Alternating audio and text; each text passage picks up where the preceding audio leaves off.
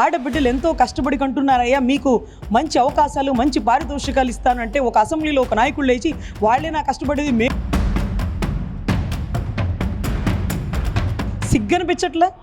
సిగ్గనిపించట్లా మాకు లైవ్లో చూస్తున్న వాళ్ళని తల దించుకుంటున్నాం, పక్కన ఎవరైనా ఉన్నారేమో చూసుకుంటున్నాం. దాని గురించి మీరు అసెంబ్లీలో చర్చిస్తారా?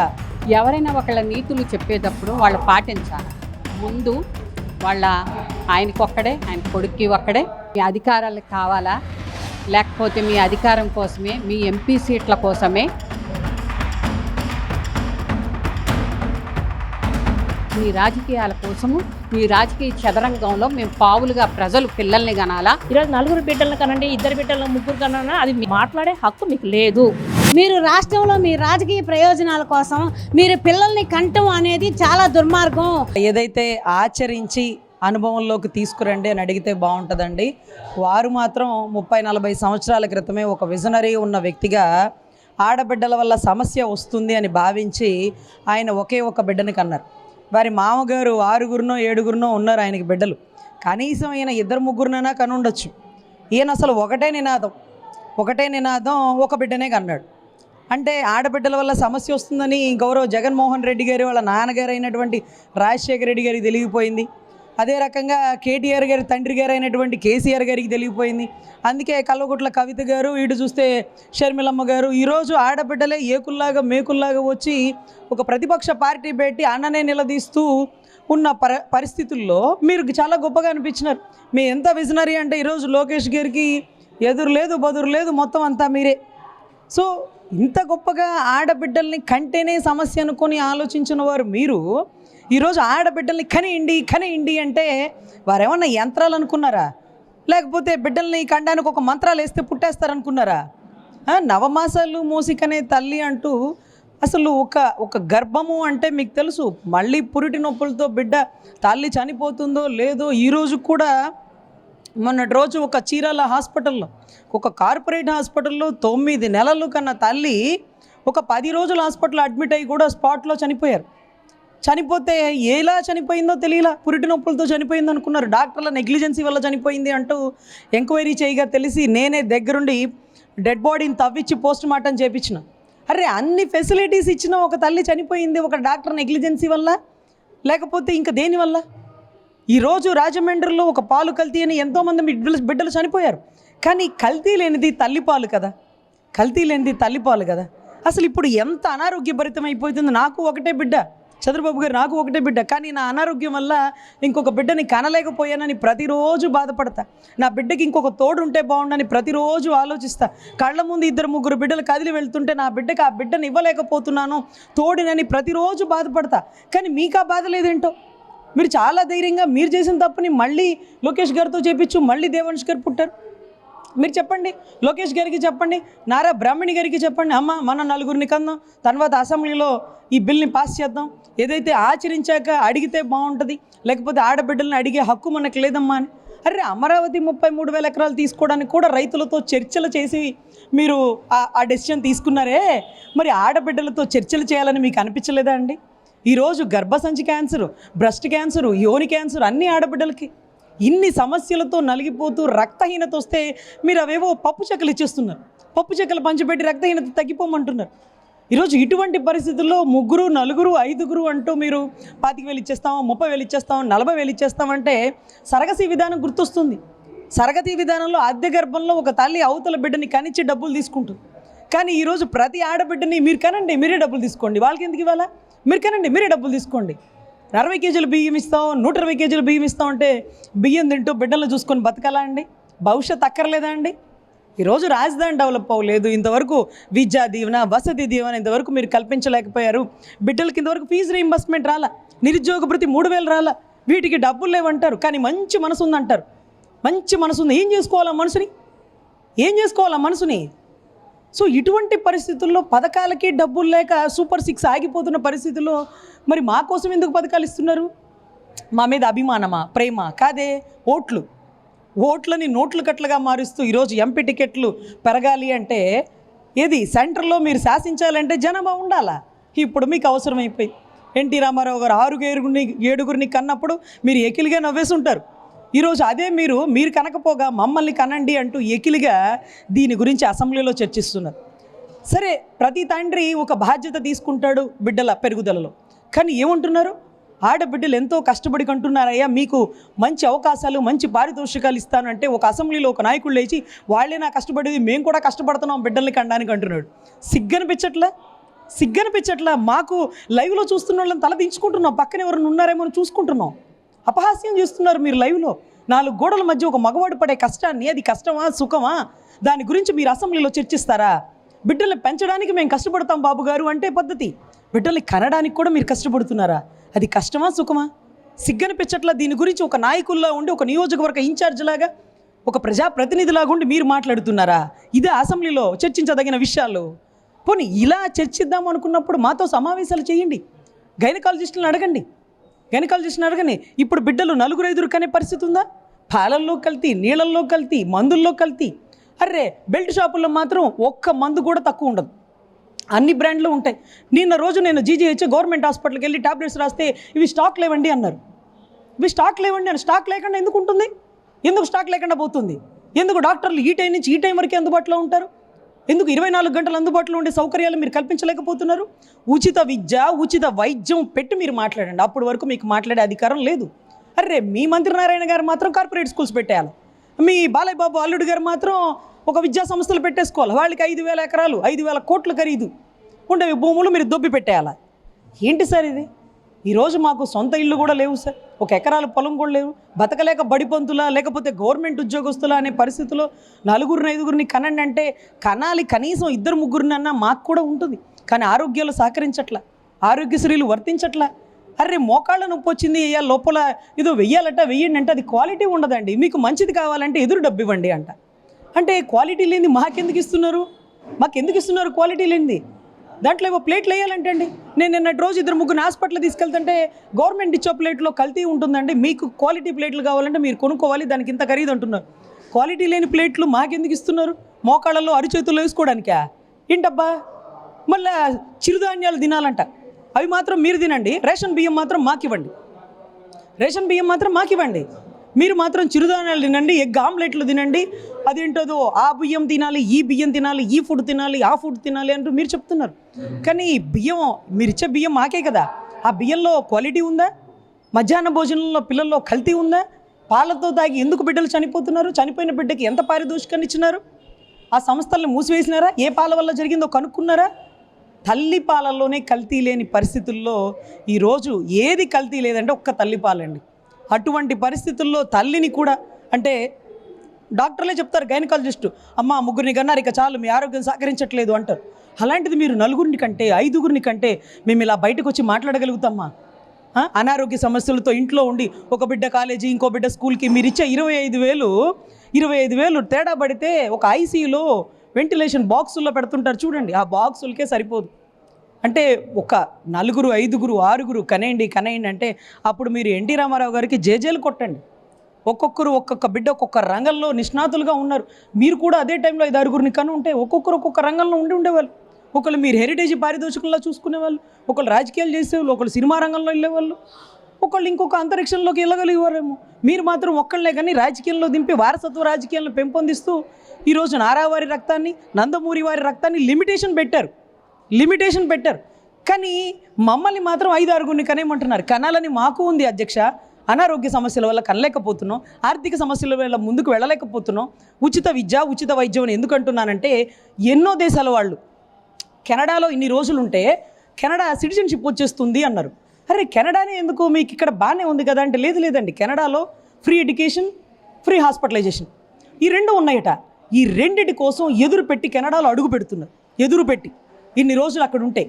సో ఇటువంటి పరిస్థితుల్లో విద్య, వైద్యం ఇస్తే నారాయణ గారు ఒప్పుకుంటారా? మీ గవర్నమెంట్ హాస్పిటల్స్ కంటే ప్రైవేట్ హాస్పిటల్ ఎక్కువైపోతున్నాయి కదా, మరి వాటి పరిస్థితి ఏంటి? ఈ నిర్ణయం తీసుకుని ఆడబిడ్డలతో చర్చలు చేసి గైనకాలజిస్టులతో ఏదైతే రక్తహీనత ఎందుకు ఆడబిడ్డల్లో ఎక్కువ అవుతుంది ఇవన్నీ తెలుసుకున్నాక మా నిర్ణయం మేరకు, మా ఆజ్ఞ మేరకు మీరు ఒక నిర్ణయం తీసుకోవాల్సింది. అసెంబ్లీలో పిచ్చాపాటిగా తీసుకుంటే ఇది చాలా తప్పని భావిస్తూ దయచేసి వెనక్కి తీసుకోండి. ముందు ఆదర్శంలో మీరు ముందుకెళ్ళండి. మీరు నారావారి రక్తాన్ని 4-5 బిడ్డల్లాగా సొసైటీకి చూపించండి. దేవాంష్కి ఆడుకోవడానికి ఒక ఆడబిడ్డ వద్దా? కావాలా వద్దా? అరే ఆడబిడ్డ ఉంటే ఇంట్లో పట్టీలు వేసుకొని పట్లంగాలు వేసుకొని గలగలా నడుస్తూ ఉంటే ఎంత బాగుంటుంది అధ్యక్ష. మీరు కనండి అధ్యక్ష, తర్వాత మాకు చెప్పండి అధ్యక్ష. ఏదైనా ఆచరించి జనాల్లోకి వెళ్తే బాగుంటుందని నా ఉద్దేశం అండి. చంద్రబాబు గారిని ఎదిరించే ఉద్దేశం మాకు లేదు, అంత శక్తి ఎవరికి ఉండదండి. కానీ డెసిషన్ తప్పు, మాతో చర్చించాలి. చర్చల అనంతరం తీసుకోవాల్సిన నిర్ణయాన్ని అసెంబ్లీ పార్టీగా తీసుకోవడం చాలా తప్పని భావిస్తున్నాను సార్. రాబోయే రోజుల్లో చిన్న కుటుంబాలకే కాకుండా సంక్షేమ పథకాలు పెద్ద కుటుంబాలకు అయితేనే పథకాలు ఇస్తామని సీఎం గారు చెప్తారు. మీకు తెలుసో లేదో, పెద్ద కుటుంబాలకి పథకాల సంగతి తీసేస్తే ఎమ్మెల్యే టికెట్ ఇవ్వాలన్నా లేకపోతే ఎంపీటీసీ జడ్పీటీసీ టికెట్ ఇవ్వాలన్నా 3-4 ఉన్న వాళ్ళకే ఇస్తాను అంటే వాళ్ళు ఆ మగవాళ్ళు ఆ ప్రెజర్ని ఆడబిడ్డల మీద పెట్టేస్తారు. నువ్వు కనాల్సిందే అంటూ వాళ్ళ మీద ప్రెజర్ పెట్టేస్తారు. దీనివల్ల ఎవరికి ఇబ్బంది జరుగుతుంది? ఆడబిడ్డలకి ఇబ్బంది జరుగుతుంది. అనారోగ్య ఇబ్బందులతో ఆడబిడ్డలు కనలేకపోతే విడాకులు తీసేసుకోవాల్సిందే. ఎవరో అంటున్నారు 2 బిడ్డలేనండి మాకు, ఇంకొక 2 కనాలంటే ఇంకొకళ్ళని చేసుకోలేమో అని. ఎంత నీచమైనటువంటి సాంప్రదాయానికి వెళ్ళిపోతున్నారు ఈరోజు. మా ఇష్టం, మాకు అవసరం అనిపిస్తే కనస్తాం, మాకు అనారోగ్యం అనిపిస్తే ఆగిపోతాం. అరే కట్టుకున్న మొగుడు చెప్తేనే ఆలోచించి ఆచితూచి నిర్ణయం తీసుకునే ఆడబిడ్డలు ఒక ముఖ్యమంత్రి చెప్తే టక్కుమని నిర్ణయం తీసుకుంటారని అనుకుంటున్నారా? ఆచితూచి ఆలోచించి దానివల్ల కరెక్టా కాదని ఆచితూచి నిర్ణయం తీసుకునే ఆడబిడ్డల్ని అంత తేలిగ్గా మీరు ఇది చేసేయండి అది చేసేయండి అంటే ఒక బిడ్డల్ని కన్నా యంత్రాల్లాగా మిషన్లాగా అవయవాలని పనిముట్లలాగా చూస్తున్నటువంటి మీ వైఖరికి ఖచ్చితంగా ఆడబిడ్డల వల్లే మీరు ఈ సమస్యను ఎదుర్కొంటారని భావిస్తున్నాను. నా పేరు పద్మ, ప్రగతిశీల మహిళా సంఘం POW. రాష్ట్ర ప్రభుత్వం చంద్రబాబు నాయుడు చెప్పిన దానికి 3 కనండి, లేకపోతే ఇంకా ఎక్కువను కనండి, 10 మంది ఉంటే 60 కేజీల బియ్యం ఇస్తాను, లేకపోతే 20 ఇంటర్ వరకు నేను చదివిస్తాను 3వ వాళ్ళని, ఇంక 20,000 25,000 ఇస్తాము అని చెప్పి చంద్రబాబు నాయుడు గారు అన్నారు. చంద్రబాబు నాయుడు గారికి ఒక అవగాహన ఉంది, తెలుసు, అన్నీ తెలిసి ఇలా మాట్లాడుతున్నారంటే, పిల్లల్ని కనమని చెప్తున్నారంటే ఎవరైనా ఒకళ్ళ నీతులు చెప్పేటప్పుడు వాళ్ళు పాటించాలి. ముందు ఆయనకొక్కడే, ఆయన కొడుక్కి ఒక్కడే పాటించాలి. దీని మీద కుట్రని ప్రజలు అర్థం చేసుకోవాలనుకుంటున్నాను. ప్రజలు ఇది ఒక సామాజిక అంశం. పిల్లల్ని కండం అంటే ఒక మహిళలకే సంబంధించిందే కాదు, సామాజికమైంది పిల్లల్ని కండం. కాకపోతే నిర్ణయించుకునే హక్కు మహిళలదే. కనాలా వద్దా, ఇద్దరిని కనాలా ఒక్కళ్ళని కనాలా అనేది సమన్వయంతో ఉండాలి. ప్రగతిశీల మహిళా సంఘంగా మేము ఏం చెప్తున్నామంటే, దీన్ని మీరు మీ అధికారాలకు కావాలా, లేకపోతే మీ అధికారం కోసమే, మీ MP సీట్ల కోసమే మేము మా ఇళ్లల్లో ఉయ్యాలు ఊపాలా అని చెప్పి మేము ప్రశ్నిస్తున్నాం. ఒక జాతీయ పథకం ప్రకారము లేకపోతే జనాభా ప్రాతిపదికన ఉత్తరాది రాష్ట్రాలు ఎక్కువ ఉన్నాయి, దక్షిణాది రాష్ట్రాలు తక్కువ ఉన్నాయి. నిజమే, ఒకప్పుడు చిన్న కుటుంబం చింతలేని కుటుంబం ఒక్కళ్ళనే కనండి, ఇద్దరినే కనండి, జనాభా అధికమవుతుందని ఏ నినాదమైతే ఈ పాలకులు ఇచ్చారో అన్నాడు. ఆ పాలకుల ప్రకారం దక్షిణాది రాష్ట్రాలు పాటించి ఒక దేశ అభివృద్ధిలో పాల్పంచుకున్నాయి. ఉత్తరాది రాష్ట్రాలు దేశ అభివృద్ధిలో పాల్పంచుకోలేదు, పిల్లల్ని ఎక్కువ మంది కన్నాయి. కాబట్టి ఈరోజు MP సీట్లు వాళ్ళకి ఎక్కువ అవచ్చు. జిల్లాల పునర్విభజన ఏర్పడుతుంది కాబట్టి 2 ఏళ్ల నుంచి చర్చ వస్తుంది. ఇప్పుడు ఏప్రిల్ 1వ తారీఖున ఈ 2026న పునర్విభజన జరిగే సమయంలో చంద్రబాబు నాయుడు చేసిన ప్రకటనకి ఒక ఇది ఉంది. దాన్ని ప్రజలందరూ కూడా అర్థం చేసుకోవాలా. కుట్ర అని మేము కుట్రగానే భావిస్తాం. ప్రజల్ని మహిళల శరీరాలని ఒక కడుపు చించుకొని మీరు కనండి అనడం అనేది సరైనది కాదు. మీ ప్రకటన వెనక్కి తీసుకోవాలని చెప్పి మేము మహిళా సంఘాలుగా చెప్తున్నాము. అంతేకాకుండా ప్రజల సమస్యలు, మహిళల సమస్యలు పట్టించుకోకుండా, మహిళలకి భద్రత కల్పించకుండా, వాళ్ళ ఉపాధి అవకాశాలు కానీ భద్రత అవకాశాలు కానీ తీసుకోకుండా మీరు మాట్లాడుతున్నారు. ఒక ఆయుష మేర కేసు కానీ ఇలాంటి కేసులు అనేకం ఉన్నాయి. సొగాలి ప్రీతి కానీ న్యాయం చేయబోగా వాళ్ళకి అన్యాయం జరిగింది. మీరు అలాంటి విషయాల్లోనూ ఇలాంటి విషయాలు కూడా ఏ న్యాయమూ చేయకుండా పిల్లల్ని కనమనంటే ఎవరు కంటారు అని చెప్పి మేము మహిళా సంఘంగా చెప్తున్నాము. దేనికోసం మీరు రాజకీయ జీవితం కోసమా, మీ రాజకీయాల కోసము, మీ రాజకీయ చదరంగంలో మేము పావులుగా ప్రజలు పిల్లల్ని కనాలా అని చెప్పి మేము ప్రశ్నిస్తాం. నా పేరు సావిత్రి, 5వ రాష్ట్ర కార్యదర్శి. ఒకటి, ప్రభుత్వము 3 పిల్లల్ని కనండి, 4 పిల్లల్ని కనండి అనడం అనేది సరైనది కాదు. 3-4 పిల్లలకి అనేది ఆ తల్లులకు ఆ హక్కు. మీరు చెప్పేది కాదు ఆ హక్కు. మీరు 2 పిల్లల్ని కనండి, ఒకరిని కనండి అనేది అది నీ హక్కు కాదు, అది మా హక్కు. తల్లులకే ఆ హక్కు ఉండాలి. ఈరోజు మహిళలకు మొత్తం రాయలసీమ జిల్లాలో చూసుకున్నా కానీ, ఇటు ఉత్తరాంధ్ర జిల్లాల్లో చూసుకున్నా కానీ రాష్ట్ర వ్యాప్తంగా కూడా 85 నుంచి 90% మంది వరకు మహిళలు ఈరోజు రక్తహీనతతో బాధపడుతున్నారు. అది ముఖ్యంగా గైనకాలజిస్టులు డాక్టర్లను అడిగితే సర్వే ప్రకారము 70% ఉందంటే డాక్టర్ల దగ్గరికి పోయి సర్వే ఆ రిపోర్ట్ తీసుకుంటే వాళ్ళ దగ్గరికి రోజు పేషెంట్లు ఎంతమంది వస్తున్నారు, ఎంతమందికి రక్తహీనత అంటే స్వయంగా వాళ్ళు చెప్తారు. 90 నుంచి 90% కూడా ఉందనేది కూడా చెప్తున్నారు ఈరోజు లెక్కలు డాక్టర్లు చెప్తున్నారు. ఈరోజు ఒక పక్క రక్తహీనతతో బాధపడుతూ ప్రెగ్నెన్సీ వచ్చిన తర్వాత ఆ బిడ్డ కనలేక తల్లులు చనిపోతున్నారు. ప్రసవించిన తర్వాత బిడ్డ పూర్తిగా అనారోగ్య పాలైపోయి బిడ్డ చనిపోతుంది. ఈరోజు ఇన్ని రకాలుగా ఇబ్బందులు పడుతుంటే మహిళలు ఈరోజు 4 బిడ్డలను కనండి, 2 బిడ్డలను 3 కన్నా అది మీకు మాట్లాడే హక్కు మీకు లేదు. ఫస్ట్ పాయింట్ చంద్రబాబు నాయుడు గారికి ఆయన పెద్దోళ్ళు వయసు రీత్యా 75 నుంచి 80 సంవత్సరాల వయసులో ఉంది. అది ఎట్లా ఆయనకి ఎవరిచ్చారో నిపుణులు, ఆయనకి ఎవరిచ్చారో సజెషను. అందుకని ఇప్పటికైనా కానీ అక్కడున్న అసెంబ్లీలో ఉండే మంత్రులు కానీ మహిళలు కానీ ఎవరైనా కానీ దానిపైన మాట్లాడకుండా అనేది ఇది చాలా బాధాకరమైన విషయం. మహిళల చేత ఓట్లు వేయించుకొని ఈరోజు జనాభా పెరుగుదల కావాలనుకున్నప్పుడు ఈరోజు ముస్లిం జనాభా పెరుగుతుంది. ఈరోజు మన రాష్ట్రంలో కానీ భారతదేశంలో జనాభా పెరగలేదు కాబట్టి, హిందువుల జనాభా పెరగలేదు కాబట్టి హిందువులందరినీ పిల్లలు కనమని గతంలో ఏదైతే మోదీ గారు చెప్పారు, అదే మోదీ గారి మాటలు ఈరోజు చంద్రబాబు నాయుడు సమంజసమైంది కాదు అని మేము ఈ సందర్భంగా తెలుపుతున్నాం. ఈరోజు ఉదాహరణకు ఈరోజు గవర్నమెంట్ హాస్పిటల్కు పోలేని పరిస్థితి చాలామంది ఉన్నారు. ఈరోజు చాలామంది 98% మంది ప్రెగ్నెంట్ మహిళలు సిజరీన్లు గవర్నమెంట్ హాస్పిటల్కి పోతే ఇబ్బంది అవుతుంది. లేదంటే ఆ నొప్పులకు తట్టుకోలేక ప్రైవేట్ హాస్పిటల్కి పోతే కనుక ప్రైవేట్ హాస్పిటల్కి పోతే 60 నుంచి 70 వేల రూపాయలు సిజరీన్ ఖర్చు అవుతుంది. ఎక్కడ భరాయిస్తారు?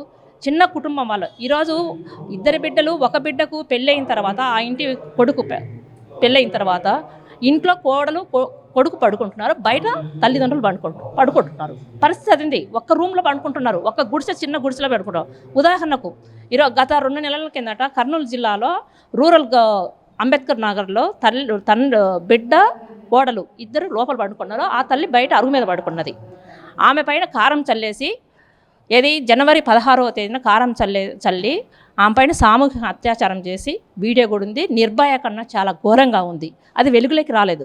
స్వయం మా ఐద్వా మహిళలు అక్కడ ఆ కమిటీ ఉంటే అక్కడ పోతే పోలీసులు కూడా పట్టించుకోలేని పరిస్థితి ఉంది.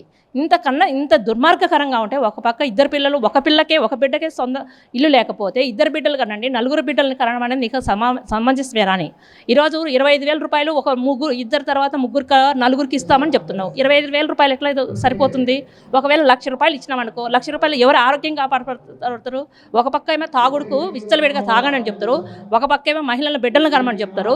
బిడ్డల కన్నీ ఇట్లా అనారోగ్యం పాలు చేసి తాగమని చెప్పేసి మగవాళ్ళకు అటు అనారోగ్యం పాలు చేసి ఎవరు బాధ్యత అని. అందుకని ఇప్పటికైనా ప్రభుత్వంగా పునరాలోచించాలి. ఈరోజు బిడ్డలను కనమడానికి ఈరోజు అంబానీ గారు ఈరోజు వీళ్ళందరూ కూడా కంపెనీలు పెడుతుంటే కార్మికులు తక్కువ వస్తారు, లేదంటే కనుక పని చేసేదానికి తక్కువ వస్తారని చెప్పేసి ఈరోజు ప్రైవేట్ వాళ్ళకు ఒక పనులు కల్పించడానికి జనాభా రీత్యా కావాలని చెప్పేసి కనడం అయింది సరైంది కాదు.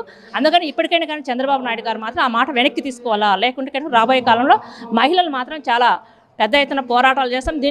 ఆ మాట వెనక్కి తీసుకునేంత వరకు పెద్ద ఎత్తున కార్యక్రమాలు చేస్తాం. అందరినీ కలుపుకొని చేస్తాం. ఈరోజు డాక్టర్లు, మేధావులు వీళ్ళందరూ కూడా చెప్తున్నారు 2 బిడ్డల కారణం లేని పరిస్థితి. ఈరోజు నిత్యావసర సరుకుల ధరలు పెరిగిపోయినాయి అమాంతంగా. ఏదైనా కనీసం ఒక బిడ్డ ఉంటే చదువుకునేదానికి కూడా పరిస్థితి లేదు.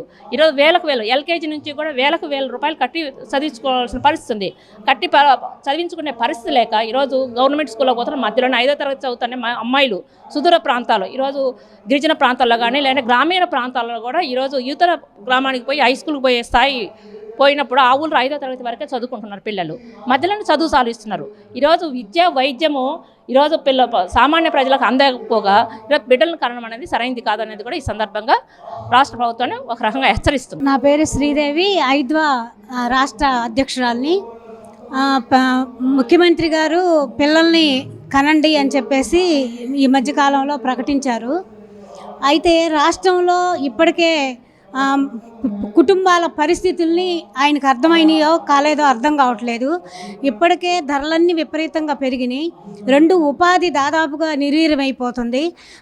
ఇటువంటి పరిస్థితుల్లో కుటుంబాల్లో పిల్లల పరిస్థితి, వాళ్ళకి చదువు లేదు, ఉద్యోగం లేదు, ఇటువంటి చెడు వ్యసనాలకి బానిసలుగా మారేటువంటి పరిస్థితి కాలంలో గణనీయంగా ఉంది. ఇటువంటి పరిస్థితుల్లో మీరు పిల్లల్ని కనండి అంటున్నాడు. అంటే పిల్లల్ని కనటం అంటే మేము ప్రోత్సహిస్తాము, 25 5,000 ఇస్తాము, లేదంటే ప్రతి నెల 1,000 రూపాయలు ఇస్తాము, మేము ఇంటర్ చదివే వరకు ఉచితంగా విద్యనిస్తాము అంటున్నారు. మరి రాష్ట్రంలో ఇవాళ పాఠశాలల పరిస్థితి ఏంటి? ఇవాళ హాస్టల్లో పిల్లలకి సరైనటువంటి మౌలిక సదుపాయాలు లేక ఇవాళ కునారిల్లుతున్నటువంటి హాస్టల్స్. ఇవాళ స్కూల్స్లో అదే పరిస్థితి, రిక్రూట్మెంట్ లేదు, టీచర్స్ రిక్రూట్మెంట్ లేదు, కనీస వసతులు లేవు. మరి ఏ విధంగా సాధ్యం అని మేము ప్రశ్నిస్తూ ఉన్నాం. అంతేకాదు ఇవాళ వైద్య రంగంలో మహిళలకి పిల్లలు కనే హక్కు మహిళలది. వాళ్ళు ఆలోచించుకుంటారు కనాలా వద్దా అని. ఇవాళ సిజేరియన్ చేసుకుంటే లక్షల రూపాయలు పోయాల్సిన పరిస్థితి. నార్మల్ సిజేరియన్ లేదు, నార్మల్ డెలివరీ లేదు. ఇటువంటి పరిస్థితుల్లో ఇవాళ రక్తహీనతతో బాధపడేటువంటి మహిళల సంఖ్య గణనీయంగా పెరుగుతుంది. ఇవాళ పౌష్టికాహార లోపంతో కునారిల్లుతున్నారు మహిళలు. అంటే ఇటువంటి పరిస్థితుల్ని చక్కదీయకుండా మీరు రాష్ట్రంలో మీ రాజకీయ ప్రయోజనాల కోసం మీరు పిల్లల్ని కంటం అనేది చాలా దుర్మార్గం. కలయ హక్కు మహిళలకు మాత్రమే ఉంది. అంతేగాని మీరు కార్పొరేట్ కంపెనీలకి కూలీల్ని కనండి అనే పద్ధతిలో మీరు ఈ రకంగా ప్రకటించడాన్ని మేము తీవ్రంగా వ్యతిరేకిస్తున్నాం. ఇప్పటికైనా దీన్ని ఉపసంహరించుకోవాలి, మౌలిక సదుపాయాలు కల్పించాలి. ఇవాళ అనేక ప్రాంతాల్లో ఉద్యోగాలు లేక డ్రగ్స్కి బానిసలు అవుతున్నారు, మద్యం బారిన పడుతున్నారు. మీకు రాష్ట్రంలో కనిపిస్తుందా ఈ పరిస్థితులని అడుగుతూ ఉన్నాం. ఈ పరిస్థితులను చక్కదిద్దాల్సినటువంటి బాధ్యత మీకు లేదా అని అడుగుతున్నాం. ఇవన్నీ పరిశీలించకుండా కేవలం ఆడవాళ్ళంటే పిల్లలుగానే యంత్రాల్లాగా మార్చాలనేటువంటి మీ రాజకీయ దీన్ని మేము తీవ్రంగా వ్యతిరేకిస్తున్నాము, ఉపసంహరించుకోవాలని డిమాండ్ చేస్తాం. నా పేరు పెన్మెచ్చ దుర్గాభవాని, ఆంధ్రప్రదేశ్ మహిళా సమాఖ్య రాష్ట్ర ప్రధాన కార్యదర్శిని.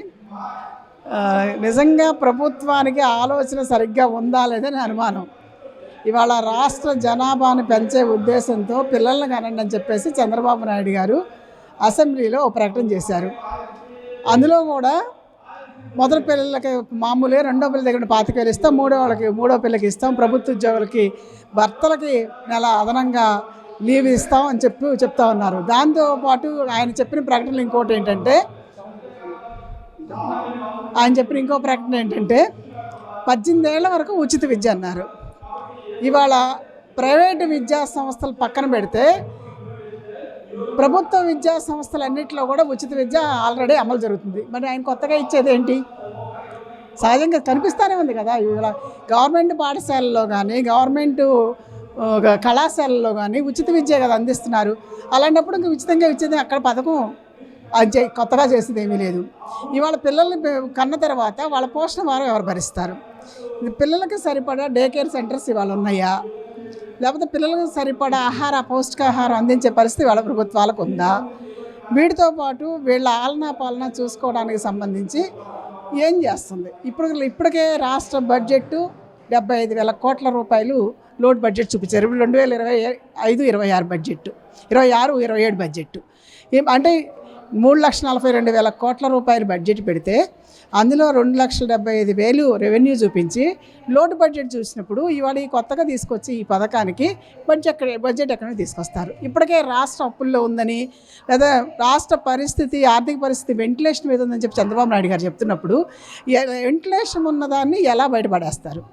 ఆర్థిక భారాన్ని రాష్ట్రానికి పెట్టడం వలన ఇవాళ రాష్ట్ర పరిస్థితి ఏ విధంగా మారబోతుంది? రాష్ట్రంలో ఇవాళ ఆర్థిక వనరులకు సంబంధించి పేదరికం ఒకవైపు ప్రజలు నెట్టివేయబడతా ఉంటే పేదరికం నుండి వీళ్ళని ఎలా బయటకు తీసుకొస్తారు? వీళ్ళు ఎలా బతుకుతారు? వీళ్ళు అసలు సామాన్య కుటుంబాలు ఇవాళ 170% మంది దారిద్ర్య రేఖ దిగువనున్నారని చెప్పేసి ఇప్పుడు చెప్తా ఉన్నారు కదా. రాష్ట్రంలో దాదాపు 1 కోటి పైన మహిళలు డ్వాక్రా గ్రూపుల్లో ఉన్నారని చెప్తున్నారు కదా. డ్వాక్రా గ్రూపుల్లో రుణాలు తీసుకునే వాళ్ళందరూ ఇవాళ పేదలుగానే మీరు పరిగణిస్తున్నారు కదా. ఇవాళ పేదరికంగా ఉన్న వాళ్ళు పిల్లల్ని పెంచే పరిస్థితికి వచ్చారు. వాళ్ళ పోషణ భారం మీద వాళ్ళ కుటుంబం మీద పడితే ఆ పిల్లల్ని ఏ రూపంలో పెంచుతారు? మంచి చదువు ఇవ్వలేకపోతున్నారు. ప్రస్తున్న పరిస్థితుల్లో వైద్యం సంబంధించిన ఖర్చులు పెరిగిపోతూ ఉన్నాయి, పోషణ సంబంధించిన భారం పెరిగిపోతూ ఉంది. వాళ్ళు ప్రయోజకులు చేయాలంటే ఉపాధి ఇచ్చే పరిస్థితి లేదు, ఉద్యోగ భద్రత లేదు. ఇవాళ దాన్ని ఎలా అధిగమిస్తారు? దాంతోపాటు వాళ్ళ మహిళల ఆరోగ్య పరిస్థితి ఏంటి?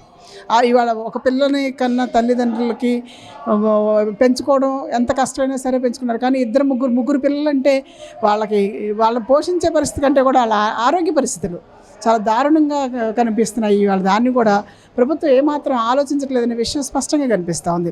దాంతో తల్లి ఇప్పుడు ఇవాళ కుటుంబంలో మహిళగా సాధికారతను ఒక పక్క చెప్తున్నారు, మేము మహిళా సాధికారత తీసుకొస్తాం. సాధికారత ఎలా సాధ్యం అవుతుంది? ఇప్పుడు 137% మంది మహిళలు ఇవాళ బయటకు వెళ్ళి పనిచేయకపోతే, అంటే స్థూల జాతీయోత్పత్తిలో మహిళల శ్రామిక శక్తి 37% ఉందని చెప్పేసి లెక్కలు చెప్తున్నాయి. అలాంటప్పుడు ఇవాళ పిల్లలను కంటం వలన ఈ శ్రామిక శక్తి వాళ్ళ పిల్లలు పాలన చూసుకోవడంలో ఉద్యోగాలు వదిలేయాల్సిన పరిస్థితి వస్తుంది కదా. ఇవాళ ఏ తండ్రి కూడా తన ఉద్యోగాన్ని వదిలేయడానికి రెడీగా ఉండడు. కానీ స్త్రీ కంపల్సరీ తన పిల్లల్ని చూసుకోవడానికి, వాళ్ళకి మంచి చెడు చూసుకోవడానికి కంపల్సరీ ఆ ఉద్యోగాన్ని మాయాల్సి వస్తుంది. అంటే ఆర్థిక స్థూల జాతీయోత్పత్తిలో మహిళల శ్రామిక శక్తి కూడా తగ్గే పరిస్థితి క్లియర్గా కనిపిస్తూ ఉంది. అంటే ఇవాళ మహిళలు అలా కాకుండా వంటింటి కుందేలుగా మారే పరిస్థితి మళ్ళీ కనిపిస్తూ ఉంది. దాంతోపాటు వాళ్ళ ఆరోగ్యం కూడా క్షీణించిపోయే పరిస్థితి కనిపిస్తుంది. ఇప్పటికీ ఉన్న ఈ సూపర్ తిండ్లు ఇలాంటివన్నీ చూసిన తర్వాత ప్రజలు, ముఖ్యంగా మహిళలు అనారోగ్య పరిస్థితి పెరుగుతుందనే విషయం చెప్తున్నారు. నిన్న ఇవాళ సర్వే చేసిన దాంట్లో ప్రకారం ఆంధ్రప్రదేశ్లో 100కి 79 మంది మహిళలు వివిధ రకాల అనారోగ్యాలతో, ముఖ్యంగా ఎనీమియాతో బాధపడుతున్నారనే విషయం స్పష్టంగా సర్వే చెప్తుంది. ఎందుకంటే మీరు జననీ సురక్ష ఇవి పథకాలు పెట్టారు కదా, డ్వాక్రా మహిళలకు అందరూ అన్ని పరీక్షలు చూశారు కదా. ఆ పరీక్షల్లో పరీక్ష చేయించుకున్న ప్రతి మహిళ కూడా అనారోగ్యంతో ఉందని రిపోర్ట్లు మీరే బయట పెట్టారు కదా. ఇది ప్రకారం దానికి ఎందుకు వస్తుందో మీకు తెలుసు కదా. వాళ్ళ అనారోగ్యం పెరగడం వలన ఆ స్త్రీ పిల్లల కన్న తర్వాత, లేదా పిల్లల్ని కన్న సందర్భంలో వచ్చిన వ్యాధులకు సంబంధించి కానీ ఆ రోగానికి సరైన వైద్యం అందించడంలో ఈ ప్రభుత్వాలు సరైన హాస్పిటల్ సౌకర్యం కల్పించడంలో ఫెయిల్ అనే విషయం స్పష్టంగా కనిపిస్తుంది. వీటితో పాటు ఇవాళ సామాజికంగా వీళ్ళు ఏం చేసుకుని బతుకుతారు? నరేంద్ర మోడీ గారు ఆ మధ్య చెప్పారు కదా, ఉద్యోగం చూపించమంటే బజ్జీలు బండి పెట్టుకోండి, లేకపోతే టీ స్టాళ్ళు పెట్టుకోండి అని చెప్పారు కదా. అంటే ఇవాళ ఏంటి, ఈ సామాన్య పేద కుటుంబాల్లో పుట్టిన వాళ్ళు బజ్జీలు బండి పెట్టుకోవడానో, స్టీ స్టాల్స్ పెట్టుకోవడం, ఆటో డ్రైవర్లు గానో, కూలీలు గానో మారటానికే తప్ప నిజంగా ఇవాళ సామాన్య ప్రజలకు మాత్రం ఈ పిల్లల్ని కనే పరిస్థితి, కన్నం పెంచే పరిస్థితి లేదనేది ఇప్పటికే చాలామంది పిల్లలు నాకు తెలిసిన కుటుంబాల్లో కూడా అడుగుతున్నారు. ఏదైనా అవసరాలు కనుక తల్లిదండ్రులు తీర్చలేకపోతే అమ్మ నన్ను ఎందుకు కన్నావు అమ్మ అని అడుగుతున్నారు. చాలా కుటుంబాల్లో జరుగుతుంది. ఒక తల్లిని ఒక పిల్లోడు ఆ ప్రశ్న వేసే పరిస్థితి వచ్చిందంటే దానికి కారణం ప్రభుత్వం కదా. ఇంత ఆర్థిక పరిస్థితులు బాగున్నప్పుడు, నన్ను చదివించలేకపోయినప్పుడు, లేకపోతే నాకు సరైన ఉపాధి అవకాశాలు కల్పించలేకపోతే అది ప్రభుత్వాన్ని తిట్టుతో పాటు కన్న తల్లిదండ్రులు నిందించే పరిస్థితికి వస్తుంటే ఏ తల్లిదండ్రులైనా ఎక్కువ మంది పిల్లలు కలిగి వాళ్ళ భవిష్యత్తుని నాశనం చేయడానికి ఇష్టపడతారా? దాన్ని దృష్టిలో పెట్టుకోకుండా ప్రభుత్వం ఏదో డీలిమిటేషన్స్ దృష్టిలో పెట్టుకోను, లేకపోతే ఏదో రాజకీయ ప్రయోజనాలు దృష్టిలో పెట్టుకొని పిల్లలను కంటం అంటే సరైనది కాదు. పిల్లల కంటం అనేది వాళ్ళ హక్కు. ఆ కుటుంబ నేపథ్యం వాళ్ళు పెంచి పోషించి ప్రయోజకులుగా తీర్చిదిద్దుకున్న వాళ్ళ తల్లిదండ్రులకు వదిలేయాలి. అలాగే నిజంగానే కంపల్సరీ కణాలని మీరు టార్గెట్ పెట్టినప్పుడు, మొన్నటి వరకు పెట్టారు 3 పిల్లలు అయితే రాజకీయాల్లో పోటీ చేయకూడదని అంతకుముందు వచ్చింది కదా. స్థానిక సంస్థలు ఎవరు పోటీ చేయాలన్న 3 పిల్లలు ఉండడానికి వీల్లేదు కదా.